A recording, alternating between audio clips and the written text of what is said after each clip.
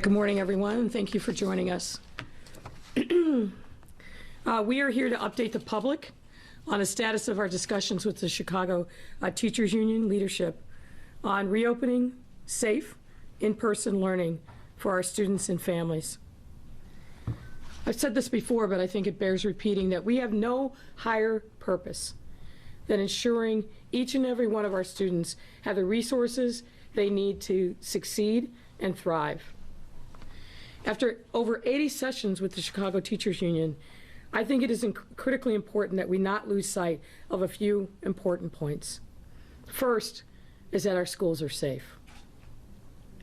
We have repeatedly said throughout the pandemic that we would be transparent and guided by the data and the science, and we have been.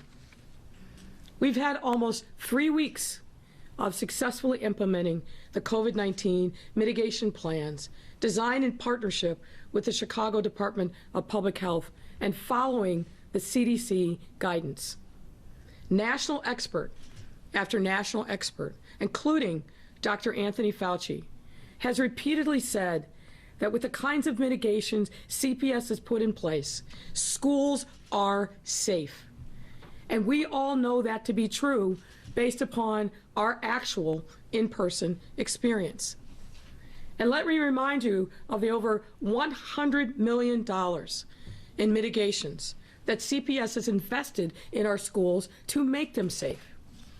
They included ventilation, testing, health screening, face coverings, enhanced cleaning, and other in-school safety measures. And as the expression goes, the proof is in the pudding. CPS had 3 weeks of successful implementation of these mitigation plans in our schools. That was until the CTU blew up that success and created chaos that we are now enduring. And also remember, the CPS staff and principals have been in our schools throughout this pandemic, feeding our kids, getting them ready for the return of students, and continuing the hard work every single day. And oh, by the way, there are teachers that are still coming into our classrooms to teach because they know it is safe as well. Now, we do not have a deal to report this morning, but we will remain at the table in an effort to get a deal done. The ball is in the CTU's court. Despite a series of productive exchanges between CPS and the Chicago Teachers Union leadership on Monday and Tuesday that should absolutely have led to a comprehensive agreement yesterday, we are deeply disappointed to announce that we still have not reached a deal. Yesterday, there were a series of steps backward that were simply not productive, and we have conveyed that problem to the CTU leadership in the strongest terms possible. We waited for hours last night, hours, and still did not receive a proposal from the Chicago Teachers Union leadership. And as of this morning, we are still waiting. But to be clear, not patiently, not anymore. After 80+ meetings and going above and beyond to address the CTU leadership's various issues and concerns, we are out of runway. And let me give you a sense of what we have put on the table. We have a comprehensive vaccination plan developed by Dr. Arwady, which is sensitive to the unique demands of our communities. We have provided ADA accommodations for those CTU members who themselves have underlying medical conditions or are the primary caretakers for household members who do. We have offered to accommodate the CTU members who do not fall into one of the two above categories, but do have a household member who has a health risk. We have driven agreements in 5 areas on safety and health protocols, ventilation, testing, contact tracing, and joint safety committees. But still no comprehensive agreement. We are still waiting on the CTU.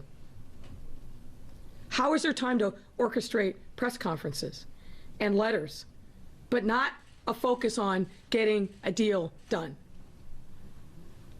Let me just add that We are here today talking about these issues in the midst of a backdrop of a citywide positivity rate of just 5%.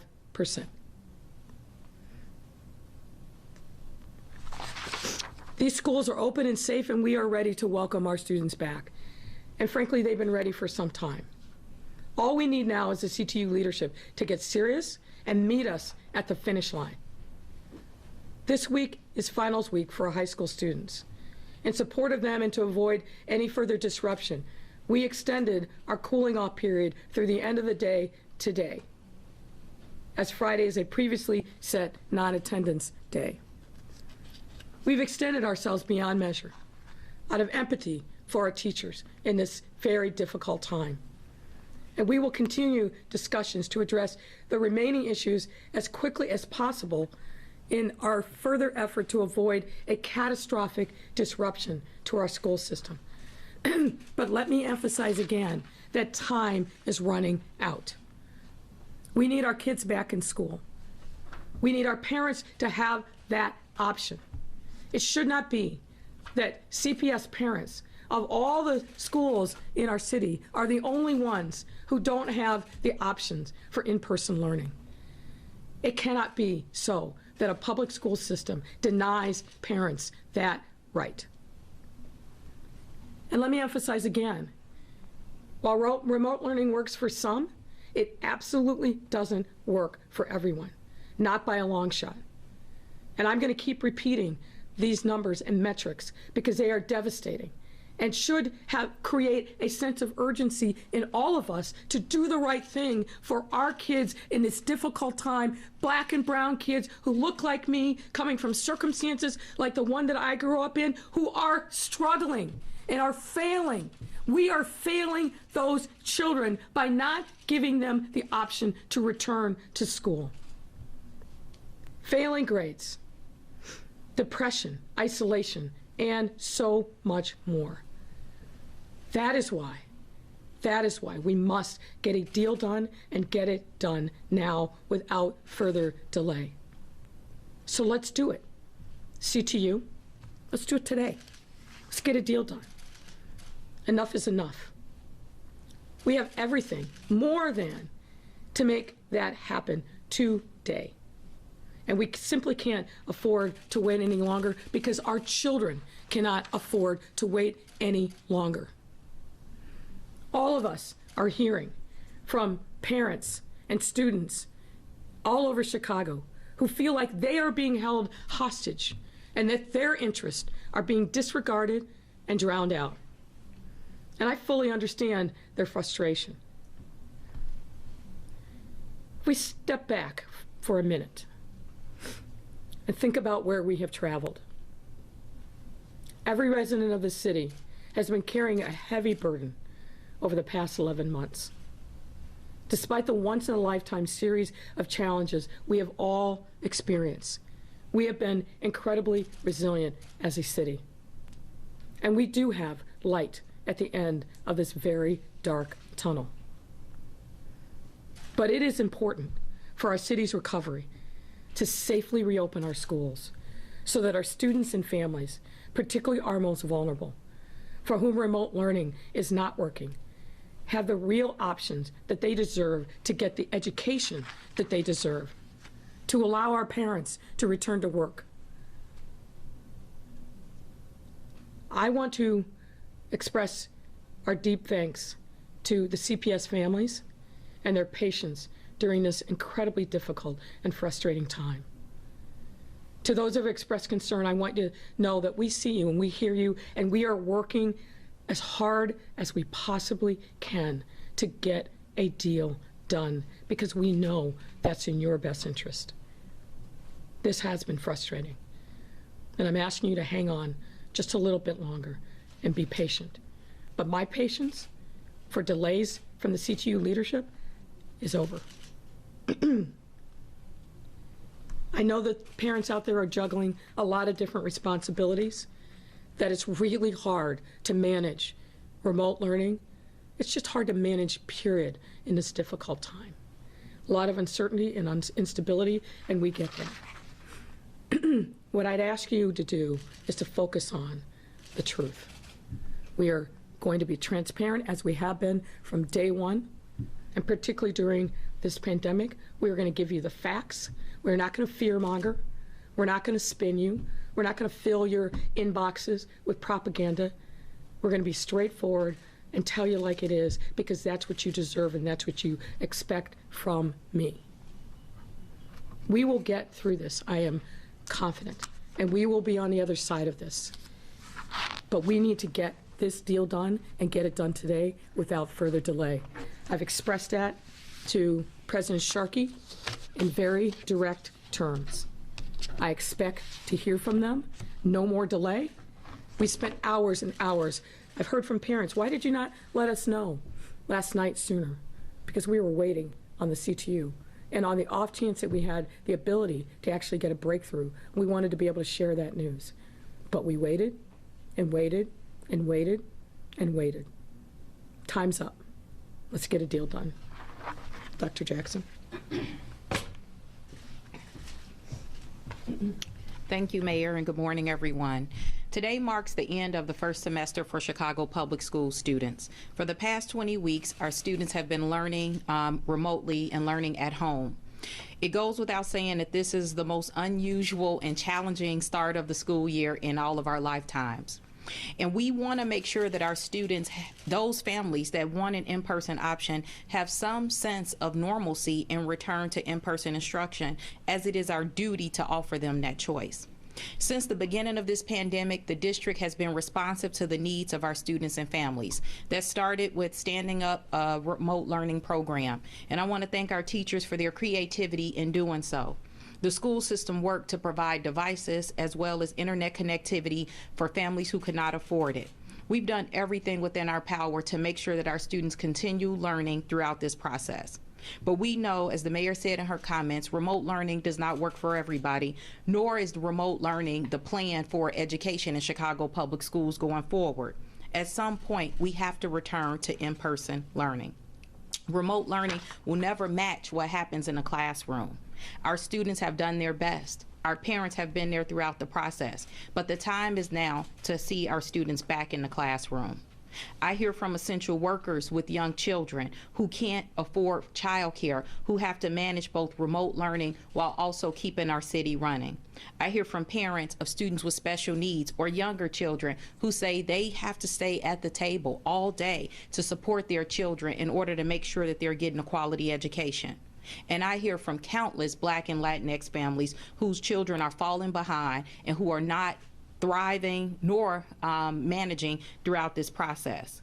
And again, this is personal to me. As I stated before, my daughter was supposed to return to school with 70,000 other students on Monday. We're now 4 days into this week at the end of the semester, as I pointed out earlier, and the time has run out. We must reach a deal for the sake and sanity of our students, parents, teachers, and the hardworking employees in Chicago Public Schools Central Office, all of whom have been working extremely hard to make sure that this plan works. As the mayor said in her remarks, and we've been saying throughout this, the science is clear. We've said from the beginning we're going to follow the science. And it bothers me that we continue to see people disregarding what the scientists such as Dr. Fauci, Dr. Arwady are saying, and even as early as yesterday, the head of the CDC. It is clear that we can do this with the proper mitigation strategies in place. The district has invested over $100 million to ensure the health and safety of our students and families. There is a mountain of data and studies that show with the proper protocols in place, schools are safe places to be. At this point, finding a public health expert who opposes in-person learning will be like finding a scientist that doesn't believe in climate change. We have to move past this debate of whether or not schools should be reopened and focus our energy, time, and resources on doing that safely. Our parents want to know what's going on, whether they have chosen in-person or remote. And to the mayor's point, we need to get a deal done today. At this time, I think it's important that we all act in the best interest of our students and families, as well as the educators, all of whom are in limbo and waiting for a decision and a resolution to this issue. At this time, I'll now ask my colleague, Dr. Arwady, to come to the podium to give a brief update on some of our vaccination efforts.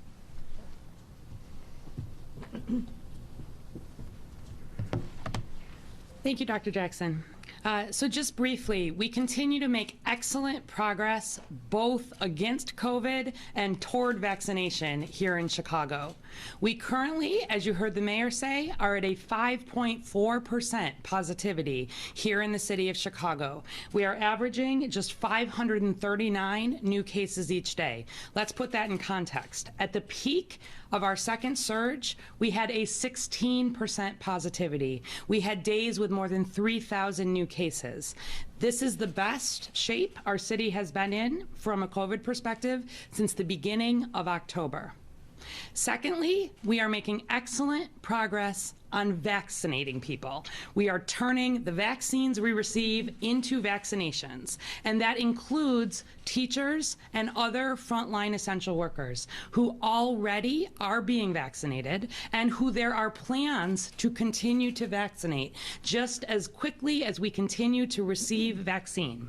So we have, as of today, here in Chicago, administered 256,279 vaccine doses. I'm happy to say we're over the 6% threshold for all Chicagoans, so 1 in 17 Chicagoans has already gotten at least their first dose of vaccine, and 1 in 8 Chicagoans over the age of 65 have gotten that first dose of vaccine.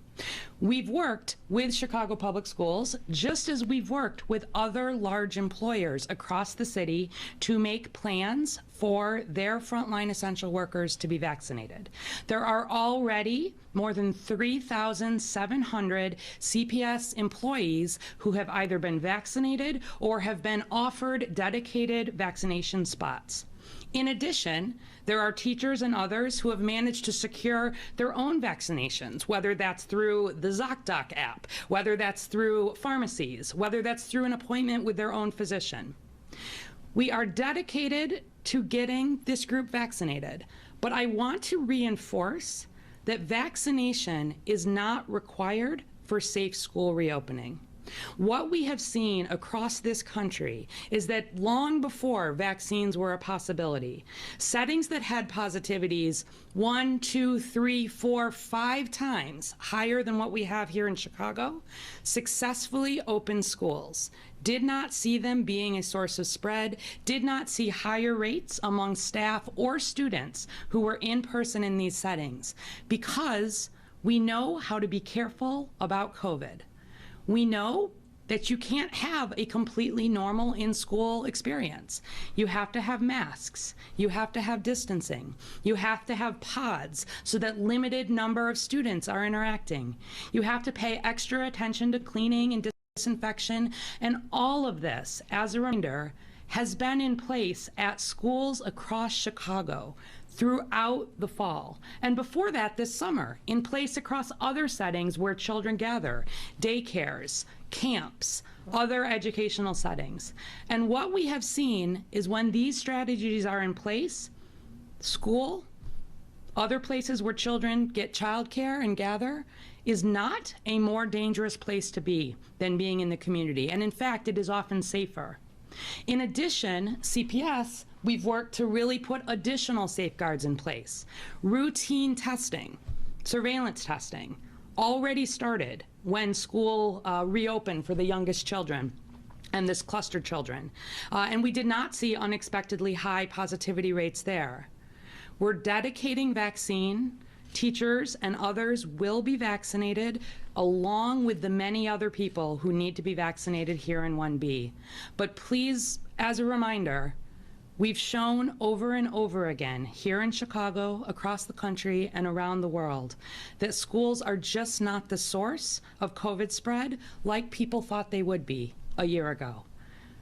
The science continues to evolve, but on this point, the answers could not be more clear. I make a lot of difficult decisions in my role in this city, but this decision, being supportive of school reopening based on the science with the appropriate mitigation plans in place, is not a hard decision and has not been a hard decision for months.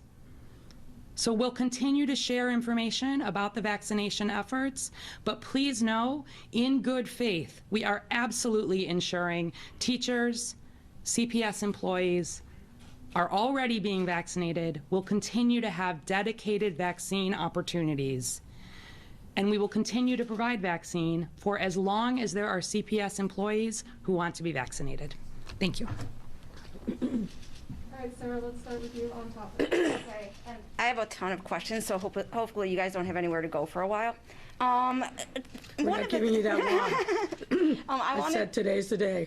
I wanted to start out with this question that sort of came up this morning at a press conference. We heard from this is a CTU press conference from a parent whose child has not had a teacher at all in front of them because their teacher was locked out.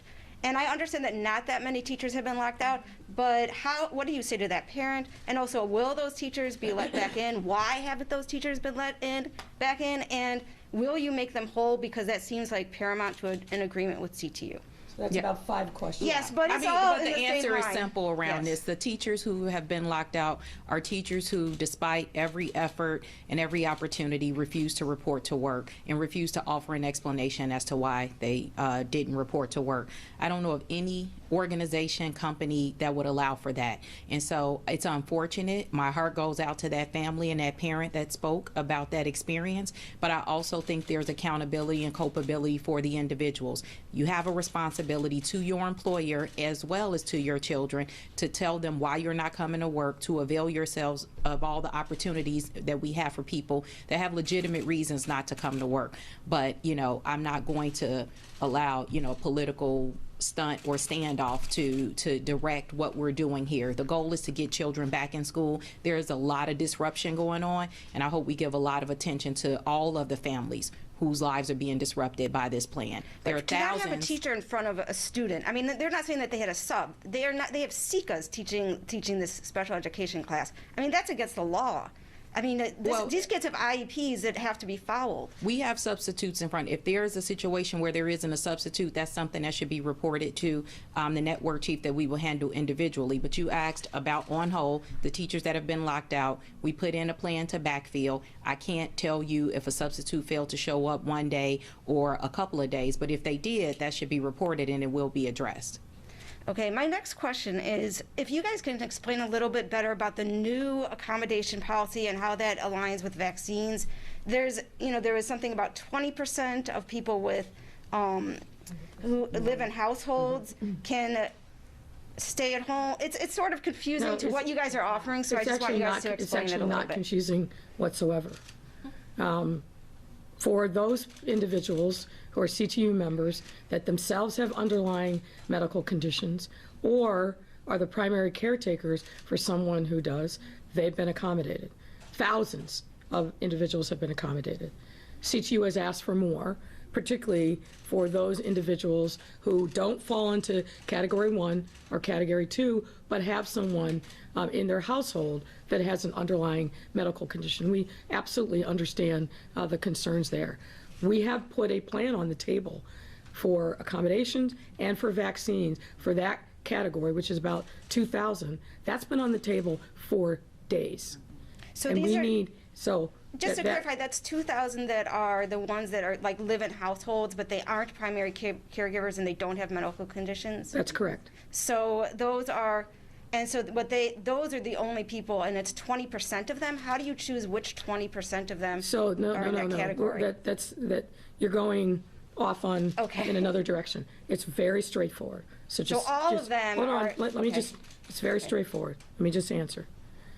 For those 2,000, we have offered a very specific plan, including getting dedicated vaccine resources for them so that they can get vaccinated quickly and address the issues in the household. We're offering, obviously we have no idea, neither does the CTU, as to whether or not that category of 2,000 will actually take up the vaccine, but that proposal has been on the table now for days, and we are still waiting to get a definitive answer from the CTU.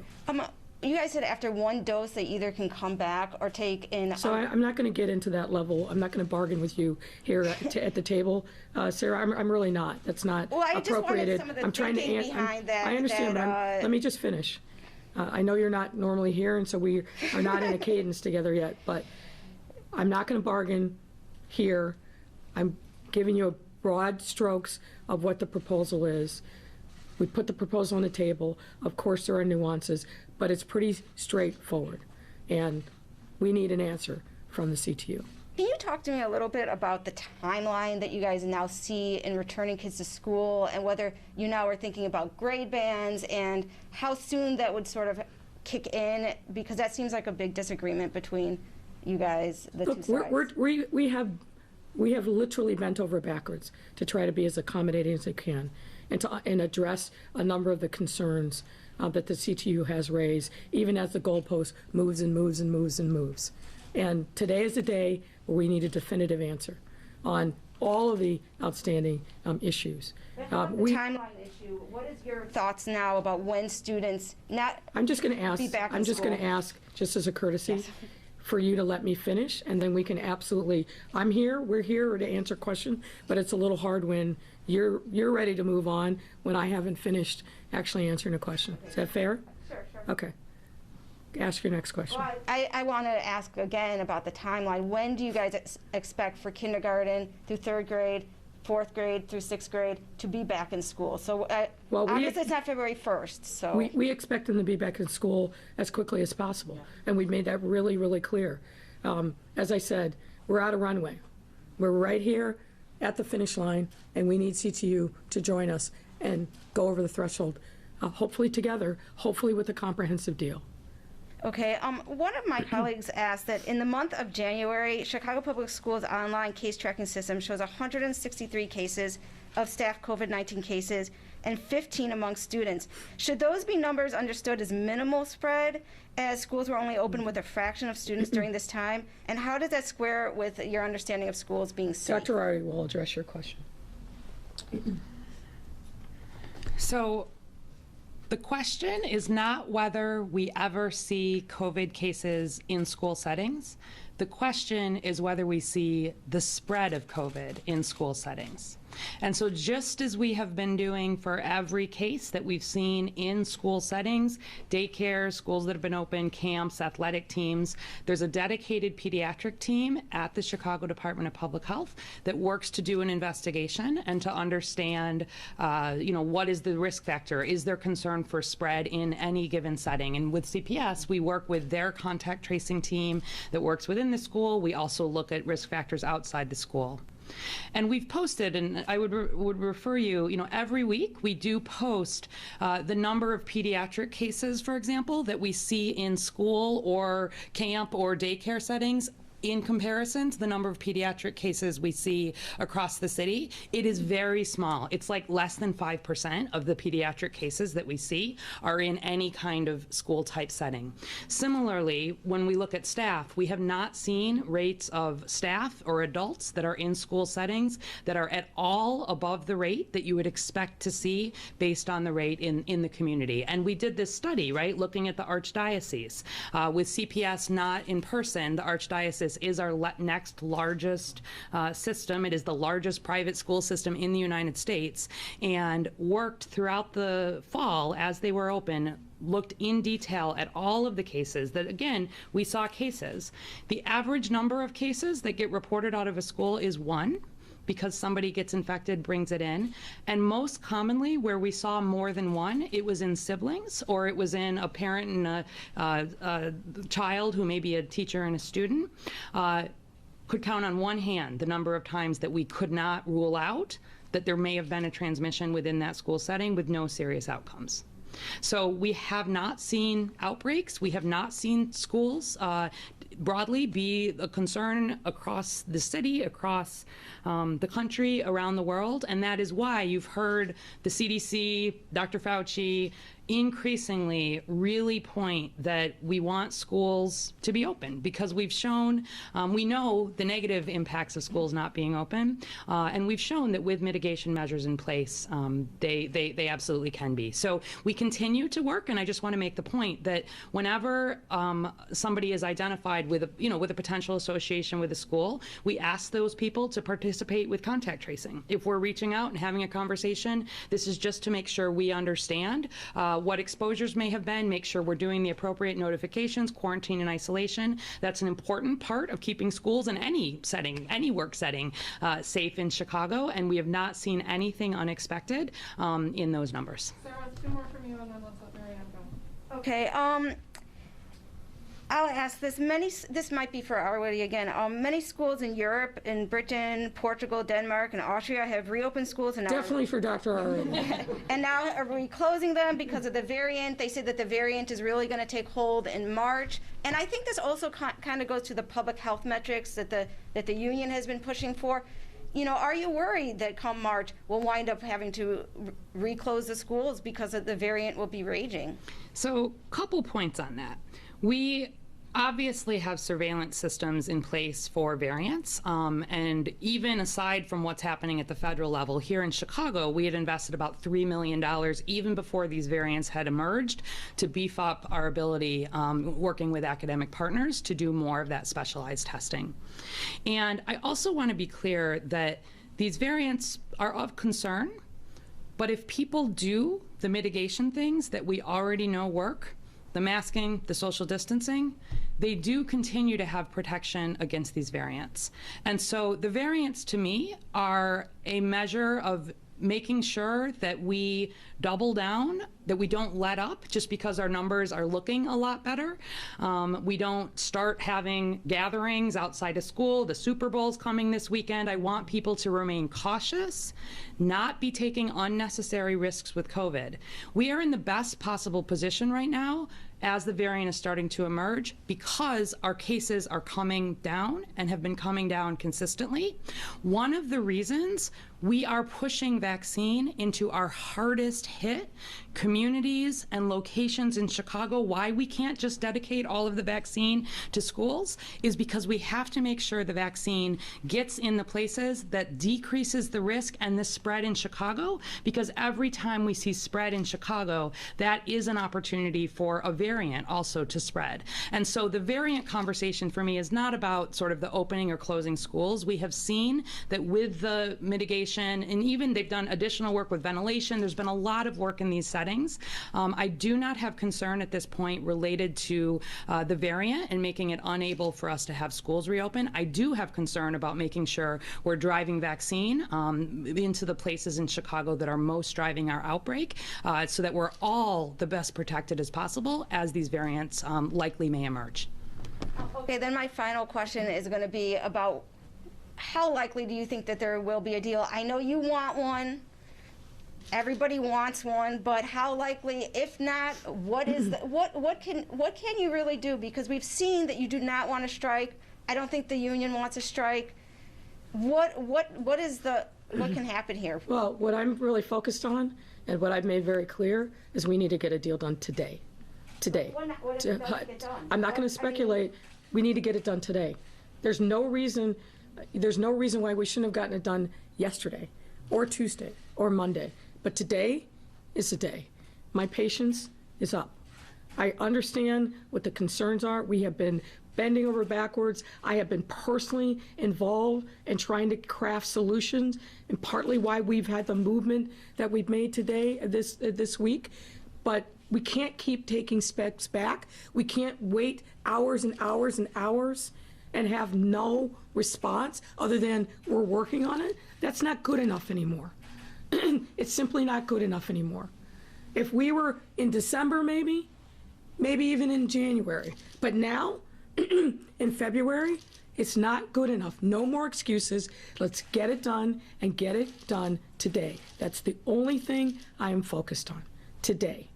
Okay, go ahead, Maria. This is probably for Dr. Jackson. School administrators have sent me some questions as well, and they're concerned about some of the equipment that has been purchased, particularly what's called an air purifier. They say it's not a HEPA filter, and that HEPA filters are the best. I know so much money has been spent, but can you guarantee to them that the equipment that they've received is really the proper equipment needed during this crisis? Yeah, yesterday, I believe yesterday or 2 days ago, we posted a video to talk about ventilation in our buildings at large, as well as these additional measures. So the HEPA filters, air purifiers, which we've said throughout the process, are all extra steps above and beyond what we've done to ensure proper ventilation in our classrooms. I also want to remind people that we committed, and we've published every single classroom in the district, and committed to not having class in any classroom that doesn't have the proper air filtration happening in the schools. So that's point number one.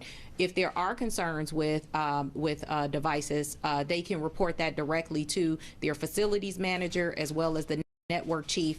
I have not been made aware of those, something that I'm happy to follow up on. I also want to note that in addition to the things that we've talked about at length at different press conferences, we've also purchased for each individual school that the engineer will have is a device to test the air quality. So any teacher or person that's in the classroom or a space that they don't feel confident in the air quality, they will the engineers will have devices. Those have started to get delivered to schools. Will have devices to test the air quality and show people in real time what's going on in those classrooms. We had been asking for a while how many did show up at that first wave, and it turns out that from what CPS has sent to us today, there's only 31 teachers who did not show up of the possible 1,700. And the point you're making is? Well, I think it's clear.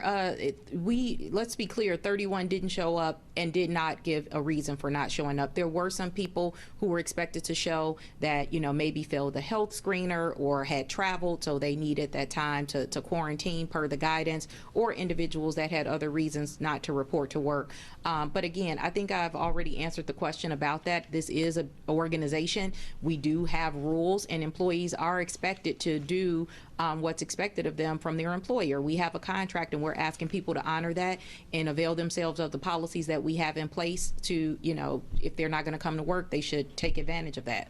Some of this is the minutia of the contract, but another administrator asking me, what is CPS doing for staff members that contract COVID while working in schools now that the CARES Act has expired and has not been renewed? Will they have to use their benefit days? Will they have to go on short-term disability?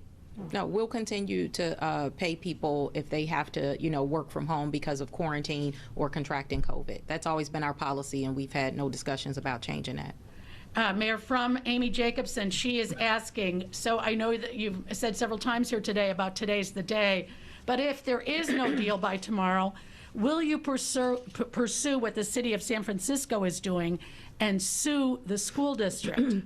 If not, when will real consequences? So, apples and oranges.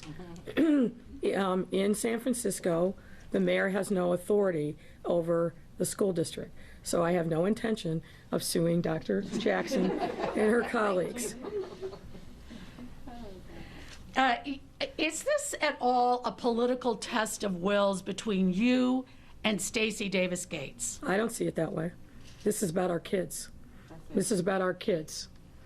It's about our kids. For me, that's the only thing that matters.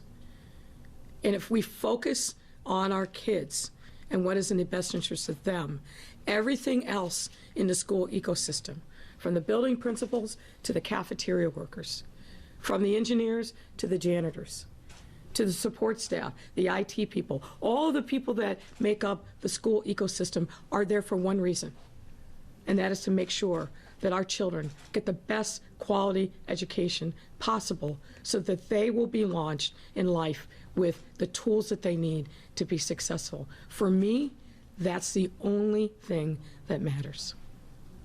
Why do you think the percentage of black and brown students is much less than the percentage of white students returning to the classroom? Look, I think there's a lot of reasons for that.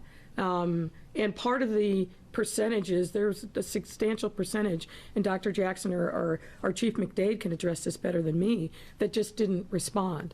We know there are challenges with our school system.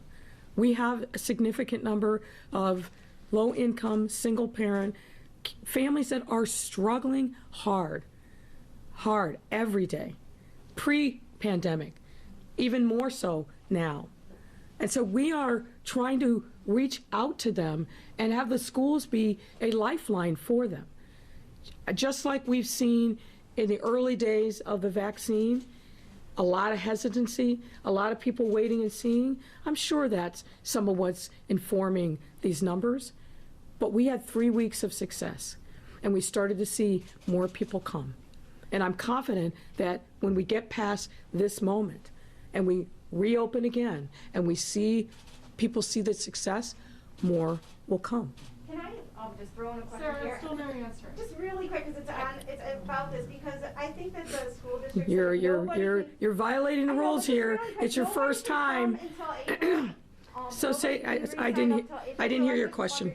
I didn't hear your question. I think the school district rules are is that nobody can opt in who didn't opt in December until April. And I'm wondering, you guys keep saying, well, we think more people will come. Are you guys going to change that? Are you guys changing that rule? Because I've heard this at several press conferences, and it's just sort of doesn't really make sense that more people can come, but you guys are saying you can't come till April if you didn't opt in December.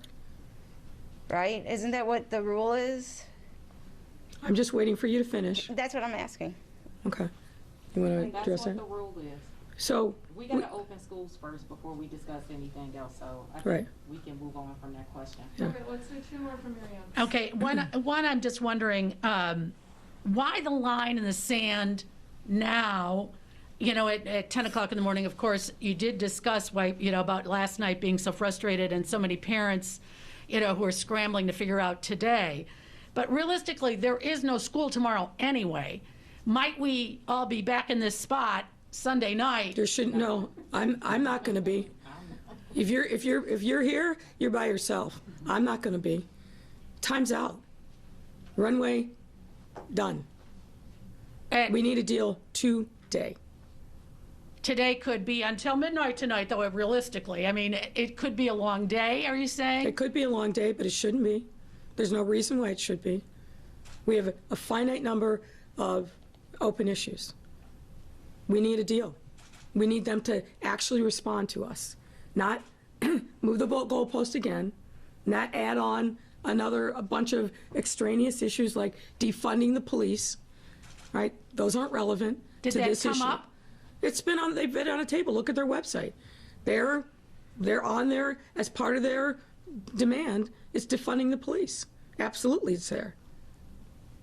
All right, Mary Ann. Just one, and this isn't off topic, about the new floor leader at the city council. Alderman Villegas, I'm mispronouncing his name. Villegas. Thank you. He says your style has made it difficult. Is there a revolving door with your administration? No. Alderman Villegas and I think, have aligned on a number of issues. He came to me in good faith and said that he wanted to focus on other issues. The style point is this: I don't buy votes. I never have. I never will. And people aren't used to that.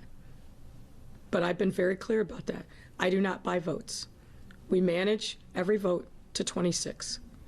If I wanted to run up votes, I could buy votes. I could offer the taxpayers money to buy votes. I don't buy votes. That's a different thing for folks, and they're still getting used to it. I'm very confident in the new team that we have. Michelle Harris is a beloved and respected, and George Cardenas is a real warrior. Smart, sophisticated, both of them. Very well liked and respected by their colleagues, and I'm enthusiastic. We've already done some great things together just this week since the formal announcement, but started working even before that. So I'm excited about the new team and the possibilities that it brings. But yeah, I'm different than, in every single way, than any other mayor that's ever been here before. That's not a surprise. And so people are still, almost 2 years later, getting used to that. But I say what I mean, and I mean what I say. And I try to walk the walk every single day with my values. And we are pushing people out of their comfort zone. There's no question about that. And many people don't like it. Sorry. I got a mandate to get things done. I got a mandate to shake up and change the status quo. And that's precisely what I've done every single day. And some folks are comfortable with that, some are not. But as I said, I don't buy votes. I'm not here for a popularity contest with the city council. Of course, we want to work with our colleagues. We want to work with them and talk with them and see what their concerns and interests are. And we're doing that. We're doing that. A lot of the back and forth through the budget process last fall, I think, really underscored that. We heard from them.